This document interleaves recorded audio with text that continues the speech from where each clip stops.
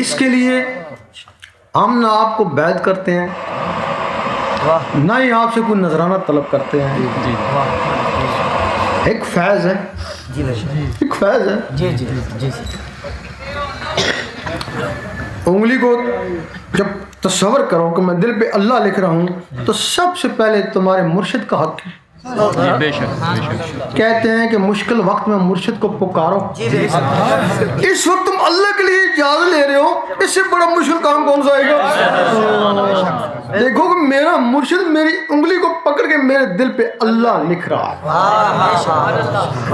اگر تو تمہارا مرشد کامل ہے تو پہنچے گا نا, اس کو پہنچنا چاہیے نا.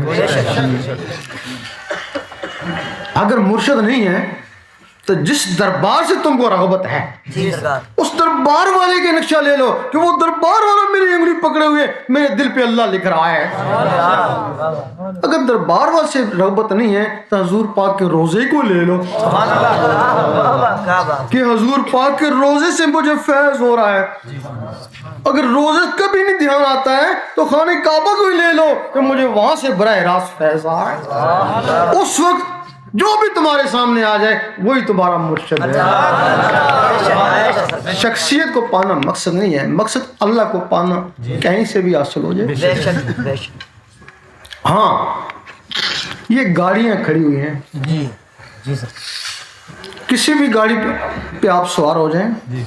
یہ نقش بندیوں کی بھی گاڑی ہے, چشتیوں کی بھی ہے, قادریوں کی بھی ہے, سروردیوں کی بھی ہے. جس کا دیکھیں انجن سٹارٹ ہوئے اس میں جا کے بیٹھے. اگر ایک پہ بیٹھے اور نہیں چلتی ہے دوسرے پہ بیٹھ جاؤ نا, جرم نہیں ہے. جس کا انجن سٹارٹ ہے اس پہ بیٹھ جاؤ نا, کوئی جرم نہیں ہے. لیکن اگر چلتی گاڑی ہے اس میں بیٹھ گئی ہو, وہ چل رہی ہے, تو پھر اگر تم اترنا چاہتے ہو تو پھر زخمی ہوگا نا, پھر نہ تم ادھر کے نہ ادھر کے. اگر تمہارے اندر یہ قلب کا فیض جاری ہے تو پھر تم کو مبارکی ہے, پھر اجازت کی کوئی ضرورت نہیں ہے.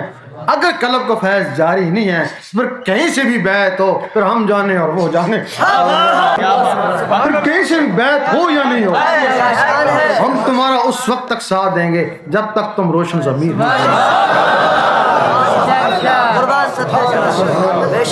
اس کے لیے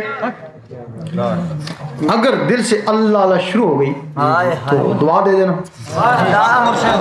اگر اللہ اللہ شروع نہ ہوئی تو جو 2 4 5 6 دن پریکٹس کری اس کا ثواب تو مل جائے گا. اب جس کو بھی دل کی طلب ہے اس کے لیے ضروری ہے اقرار وہ بھی کرے میں بھی کروں. اس کے لیے ضروری ہے وہ مجھے دیکھے میں اس کو دیکھوں. اب میں زبان سے اللہ پڑھوں گا. جن کو ذکر دل کا لینا وہ میرے ساتھ اللہ پڑھے, ذکر کی اجازت ہو جائے گی, وہ اجازت ہو جائے گی. بس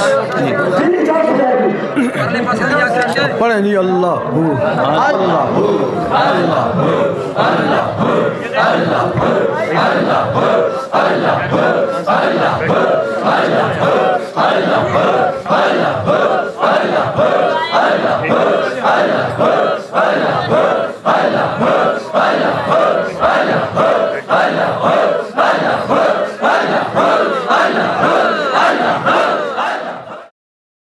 اللہ ایک نور ہے اور وہ نور ہماری جانوں میں سماتا ہے. لہٰذا اللہ کو پانے کا مطلب اس کے نور کو پانا ہے. تو اللہ کے نور کو حاصل کرو ذکر الہی سے, عبادت سے, بزرگوں اور اللہ والوں کی نظروں سے, تاکہ ہماری آخرت سنور جائے. بائی فیروز شاہی.